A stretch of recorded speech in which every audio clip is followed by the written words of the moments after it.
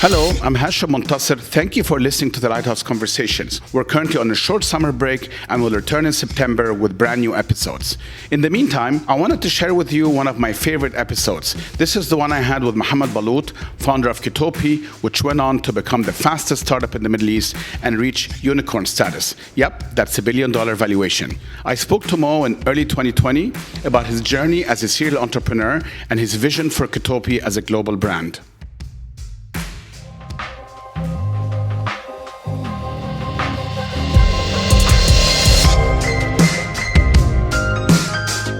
Welcome to the Lighthouse Conversations, a podcast where we feature entrepreneurs and tastemakers from the worlds of arts and culture, tech, and of course food.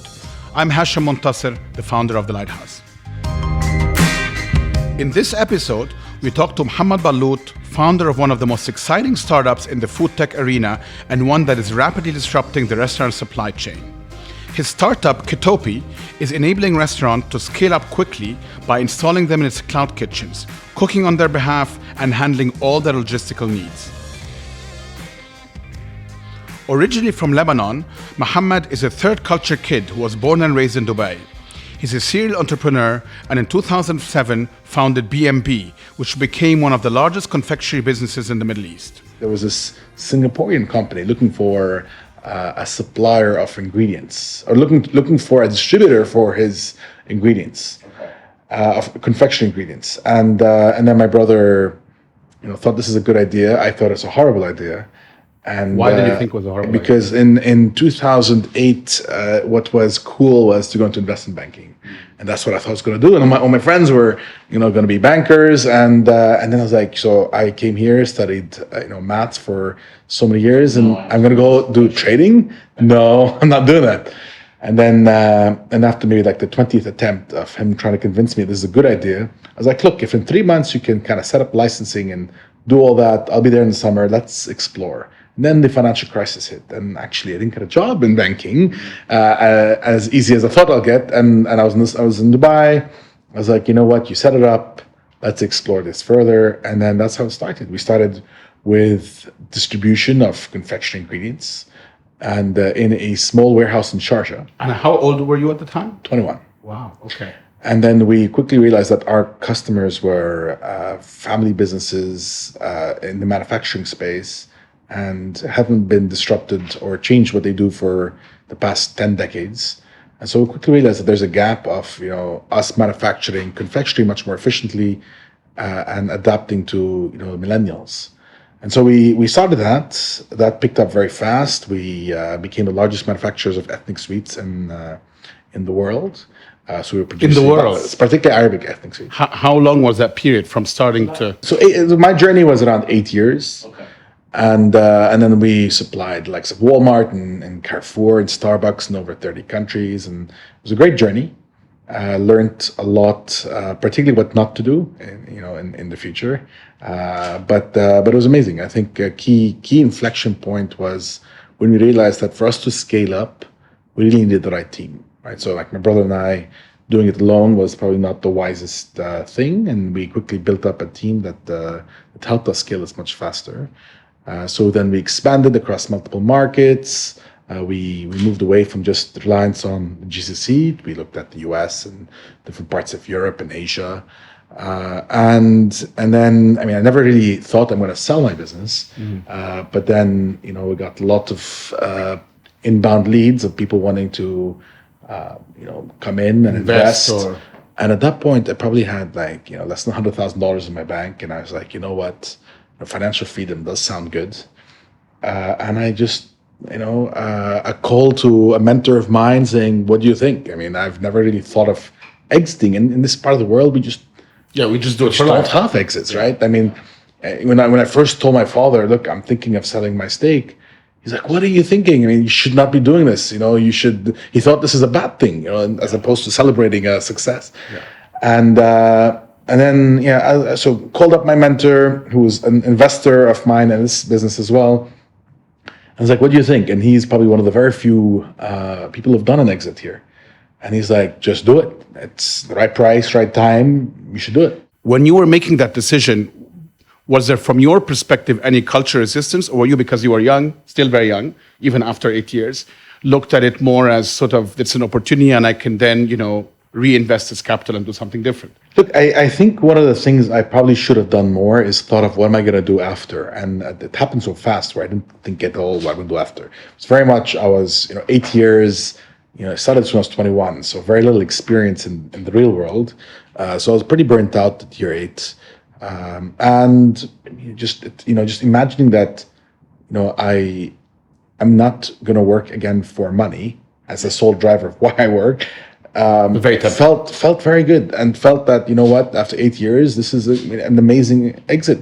But not just for me and my whole family and all your stakeholders and everyone I know. So why do you think then there's resistance from others? I mean, I don't want to speak on behalf of others, but why do you think in this part of the world we do see, even with successful businesses, so much resisting about that? Yeah, look, we never built B&B to be about us, well, my brother and myself, right? So we always built it around a culture of the people around us, the team. So that was a good starting point. And I think the difference between what we did and what others did is maybe a lot of family businesses are built around them as so we hired a lot of, a great C-suite team, and we put in good governance. So I think there wasn't as entrenched. It was ready for me to exit. Don't forget, I was, running the business for 8 years with my brother, and I feel the fact that I could do a full exit is not common in this part of the world, right? So typically they would need you to stay longer, to be involved for longer. And the fact that I was ready to leave and the business is still doing really well is a sign of, we put the right structure in place. And I feel that's maybe the difference between us and other family businesses who created more about a legacy of the family. So B&B wasn't about the family, it was more about the business. And people talk a lot about the importance but difficulty of co-founders. In a sense, you and your brother are co-founders. You're adding here a point of being your brother. So it's also not just anyone that you picked a friend. How was that relationship? How did you guys manage through those 8 years? I'm sure there were ups and downs, difficult days. How did you guys manage? So I always say, are you still friends? So my brother is always the better person, right? So he's been consistently the better person. Good cop, bad cop. And even in our relationship. So I think that with any co-founder, any jointly founded business, you're always going to have complexities.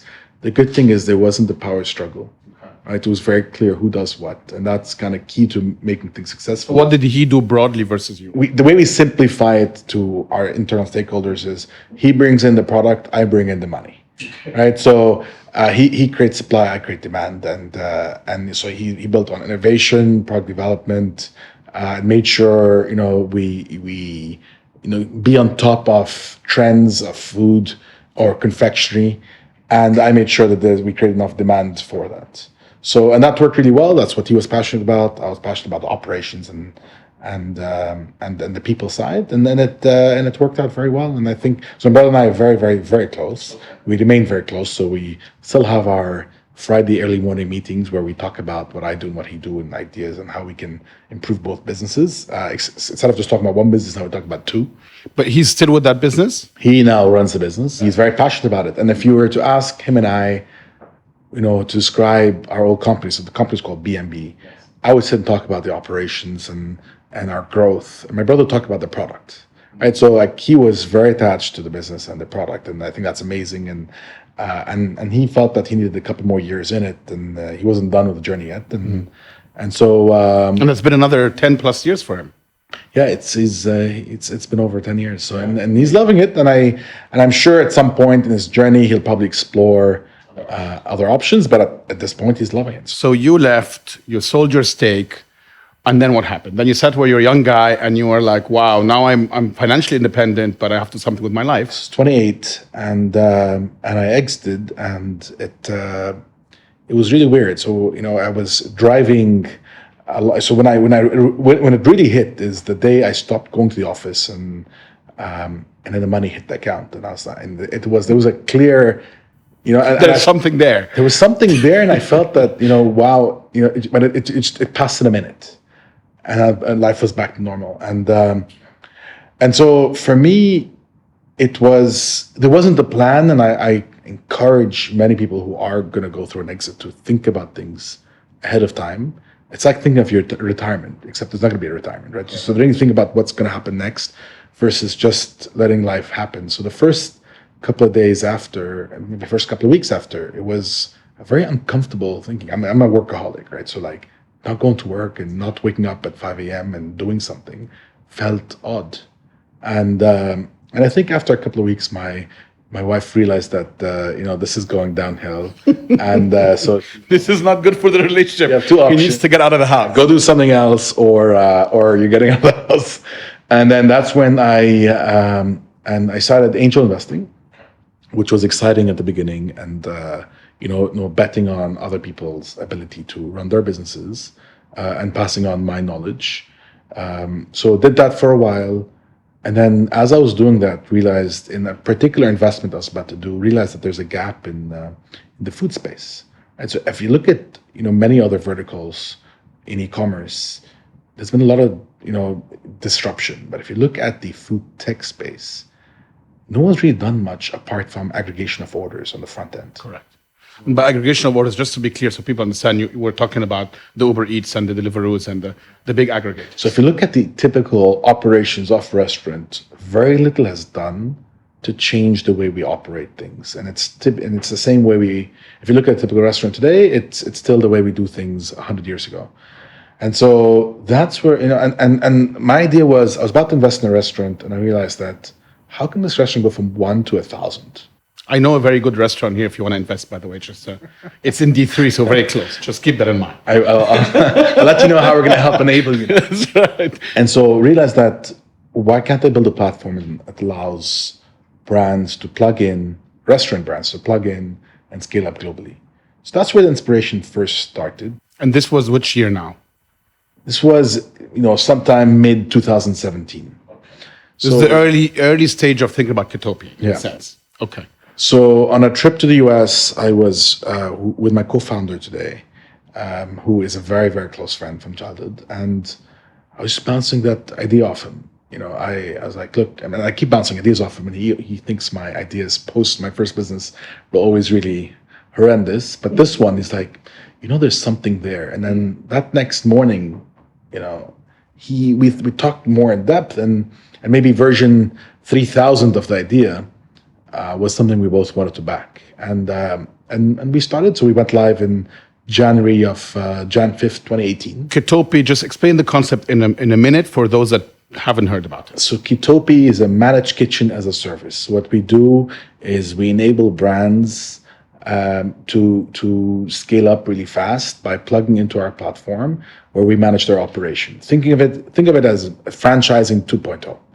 So you're a brand, you're in Dubai, you want to move to New York, or you're in Delhi, you want to move to London.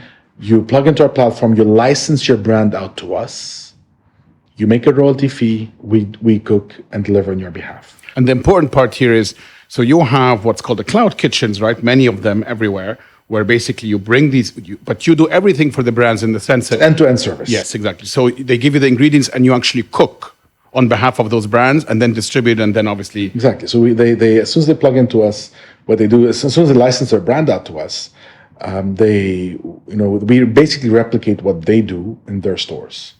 And is it a la carte menu? In other words, if I am a brand Chicken X and I come to you and I say, I would like to partner with Kitopi, you go, because now you're in many places. So part of it's a discussion we have, and decisions we take are software driven.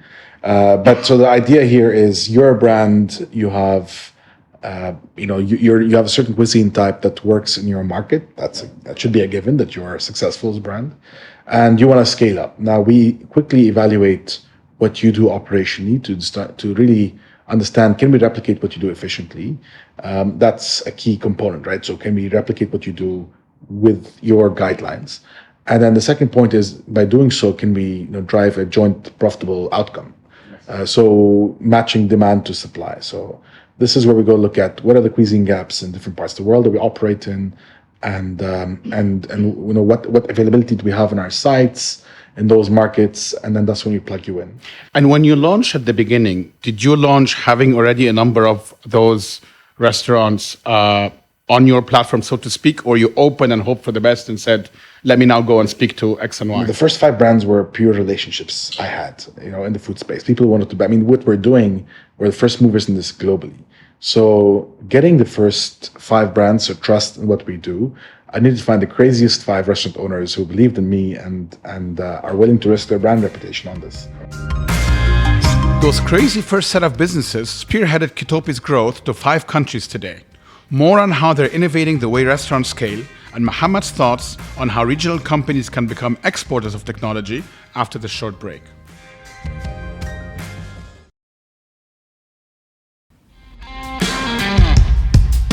Welcome back. You're listening to the Lighthouse Conversations with our guest, Mohamad Ballout, talking about his hot new venture, Kitopi. Before the break, Mohamad was telling us about starting Kitopi in its first location in Dubai. They're now in 5 countries, having added Saudi, Kuwait, the UK, and the US to their roster. The name itself, Kitopi, stands for Kitchen Operations Innovations, and that's what they're set out to do, to change how restaurants operate and help them scale up. So the easiest comparison I can give you for everyone to relate to is if you were selling fashion products or cosmetics, you wouldn't really think I need to open up a store anymore, right? So you would work with Shopify or Amazon, and they would have fulfillment hubs all over the world where you can, list your product online and fulfill it in different parts of the world. If you think of food, we still think that we have to build a restaurant with a front of house, and if you order food online, you have to have a physical presence and you have to be 5 miles close to every single customer.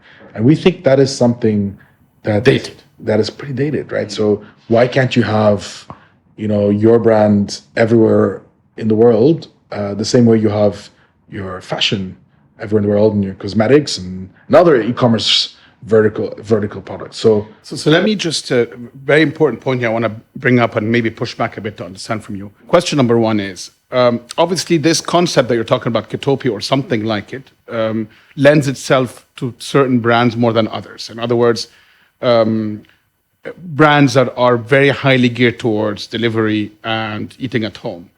Do you feel there is it's a very, very large market, but saturation point? Or do you feel that even if you go to brands that would typically not associate with delivery, those should also today be doing something similar to that? Look, it depends on, does your food travel well, right? So there's 2 components here. There's one, does your food travel well? And if it doesn't, can it travel well if you modify it? And the second part is your food driven by art or science? And if it's driven by art, as in there's a chef, sprinkling different stuff on it, and it relies on that chef to create that magic. Yeah, then it's probably not scalable to begin with. Forget on food delivery, it's just not scalable. But if your food is driven by science, then it is scalable, and there is a path for us to create a global footprint for it. What about many of us, including yourself, go to restaurants obviously for the experiential aspect of that. So we do care about the food, but we also care about the ambiance and the music and the waiters, and they might know you and etc. Do you think that's going away, or do you feel that's just going to be more replaced? I think that's always going to exist. Okay. Right. So I think the experience is always critical. I think that there's going to be the way we think of the experience in food is going to shift as well.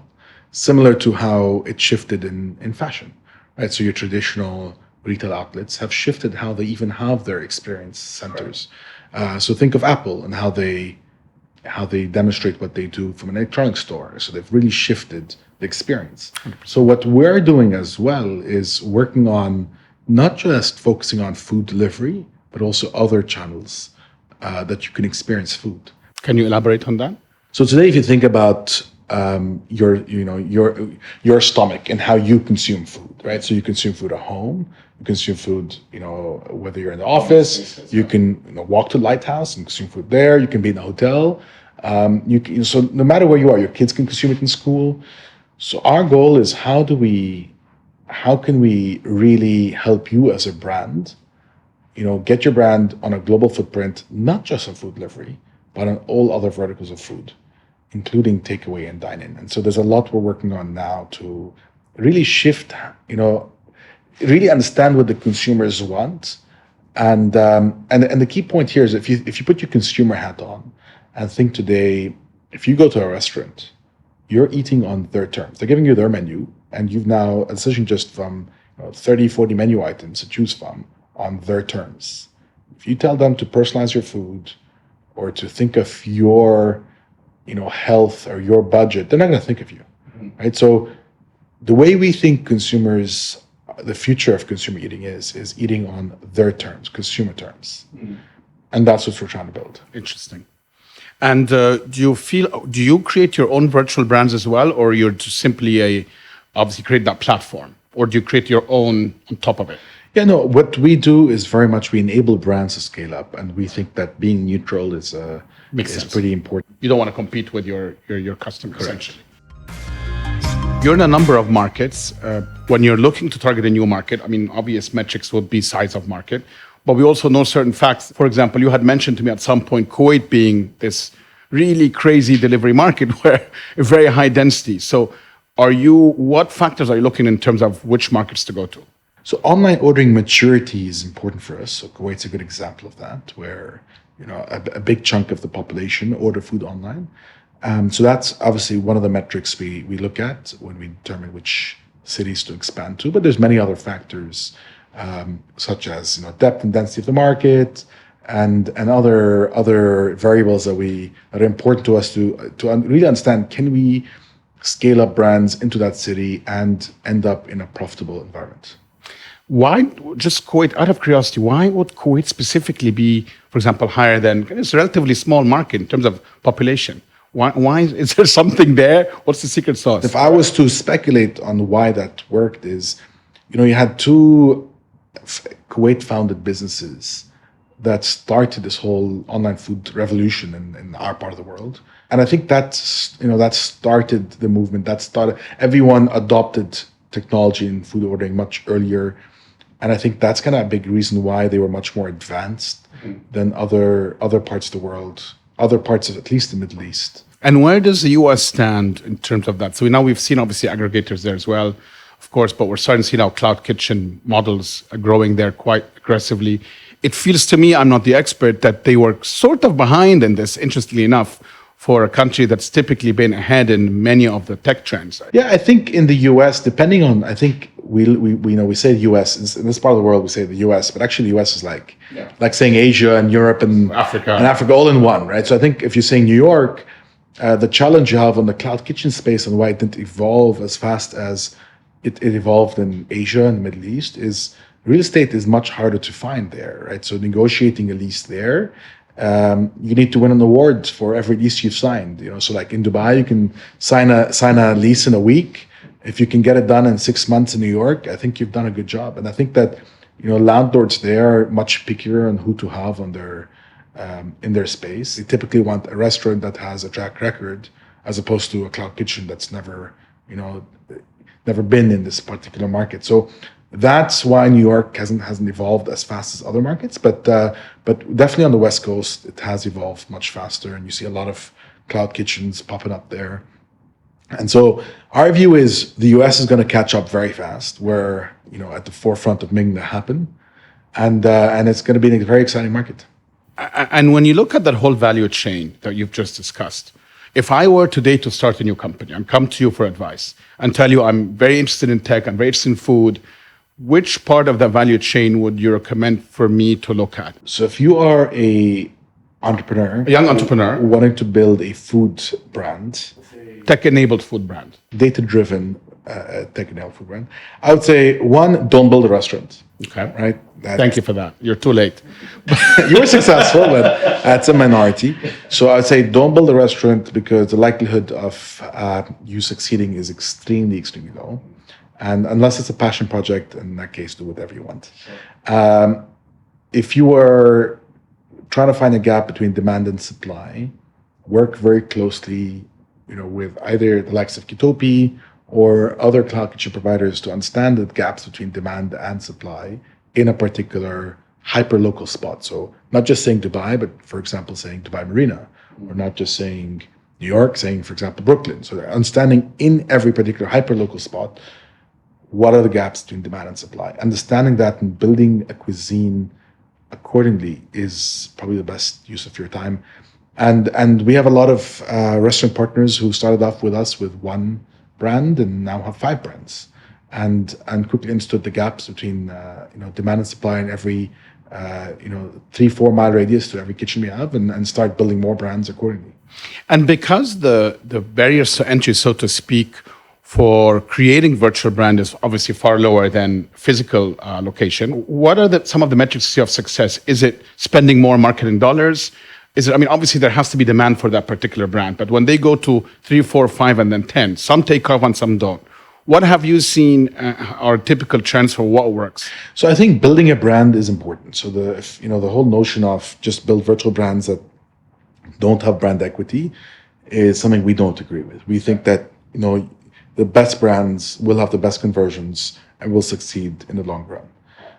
While there is going to be a massive number of virtual brands pop up, and we already see that happening in different markets, we think the most successful ones will be the ones who have built up great brand equity. So and that includes things like packaging and the whole experience. Yeah, and make sure you have a footprint outside just being online. Like just make sure that customers can associate with you everywhere through their life. Typically used here in this part of the world, the Middle East, for importing brands, and you're going the other way around. So we're all very proud of that. And I think because of that, and to a large extent, your success, there's almost an ambassadorial role you play in the entrepreneurship space in the region. What do you think we need here? I'm talking broadly, not just in the food space, to accelerate bringing out companies like Kitopi to the outside world? So I think first, the Careem exit, which we have just seen in the past couple of days, has been an amazing starting point where there's been more faith from people who want to join startups, for investors, for mothers and fathers who keep telling their kids, don't join a startup and go to join an engineering company and be a bureaucrat, become a doctor or whatever. Which nothing wrong with that, but. So I think that Careem was a start of this multiplier effect that we've seen in Latin America, we've seen in the US, we've seen in other parts of the world, it's starting now in the Middle East. And I think it starts with people wanting to do this leap of faith and create good ideas. And then that's followed with investors wanting to invest in them, not just in the short run, not just in the seed and Series A, which we have a lot of investors doing that, but also in growth capital. So one of the challenges that we have noticed is how do you bridge that gap between being a Middle East business to being a global business? That's one of the shifts that Careem has helped change, as at least it started to change. So if I was to summarize, starts with entrepreneurs taking that leap of faith and building up ideas and not worried about failure. And then the second part is having enough funding in the region to allow brands to go global, and to back them, right? So if you look at the top performing Latin American brands, they were backed by Latin American investors. Top American funds, same thing. So that's so interesting. So you're suggesting that the Middle East capital should back all the way until they reach kind of the threshold of becoming global, versus starting here, which is what some of the trends we've seen, and then very quickly shifting to going to Western capital because they're trying to go global. True, and I just think that it's a component of the market being more mature, and I think we're about to get there. We just need to have, it's not the lack of liquidity in the region that we're suffering with; it's a lack of liquidity that want to back regional companies that we think, that needs to change pretty fast. And to your point, the lack of exits. So, again, Careem being a very positive point that people who have done that previously have not seen certainly as many exits as you see in the US, but not even Europe or Asia. And therefore, maybe they were discouraged. Sure. No, we definitely think it's the beginning of a trend. We hope to, join their journey of, allowing shareholders to multiply their revenue, but more importantly, building the next generation of entrepreneurs out of Kitopi who can go build their own businesses as well, similar to what's happening with Careem now. So I think this is the beginning of a very fast-moving ship that's just going to keep multiplying very fast. So let's talk a little bit about that. So you had your own company, you successfully sold it. You're now on your second company, which is growing well, very well. What's the end game here? Have you thought about it? So my partners and I from the early stage of this business, just quickly realized that we are not building a business to sell. That's a very important component I encourage everyone to think of, right? So building a business to want to sell it really fast, you end up building a business that's not sustainable, that doesn't, build the right culture in it.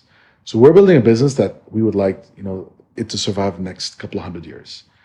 In the process, there's going to be some stakeholders, whether it's, our Kitopians, whether it is members of the leadership team, whether it is investors who come on board, and some will leave. And but at least as founders, I can tell you, we're very passionate about what we do, and I cannot imagine on a personal level something else I would do that can give me that rush more than I'm getting now in Kitopi. So short answer is we're in it for the long run, and I would like to keep building on that. As the company has evolved so quickly, your role must have evolved and changed as well. Today, in most days, which area of the business, because there's so many of them, do you spend most of your time on? So it depends on the season. So we were in the fundraising season. Okay. And that's looked like 90% of my time. And now that season's over, I'm now in the hiring season. Okay. So literally, which is ongoing, right? Which is ongoing. I think I spend a lot of time just making sure we can hire people who are smarter than us and better than us. And we have an amazing team across the world doing exactly that. And so how I spend most of the time is just making sure we have the best people at every single role that we can empower to keep this moving really fast. One last question I have for you, which relates to food, but it's not about the business. Since you are also a foodie, so we're a little bit curious to know what kind of food you like. Any place you recommend? So look, I have to tell the speakers, you told me to say lighthouse. I did not. Liar. No, we're just curious a bit about your own food habits. I mean, is there a type of food you like? My resolution one of my resolutions of 2020 is to lose a lot of weight. Okay. And I think that by doing so, I quickly realized that the offering of healthy food that doesn't just taste like raw lettuce is very limited, right? And the amount of transparency in food you get in most countries is also very limited, right? So this is something we're trying to solve at Kitopi and make sure that we have enough offering to meet any of your targets, whether it's to lose weight, gain weight, spend less money, spend more money. It's how can we make sure we fit into your goals as a customer? And it's partly also trying to solve my problem.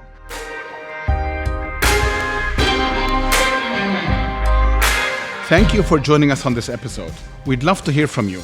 So please give us your feedback with a review on Apple Podcasts or any of your favorite players, or give us a shout on Instagram at @thelighthouse_AE. As always, you can subscribe in your favorite podcast player and find all of our previous episodes on our website, thelighthouse.ae/podcast.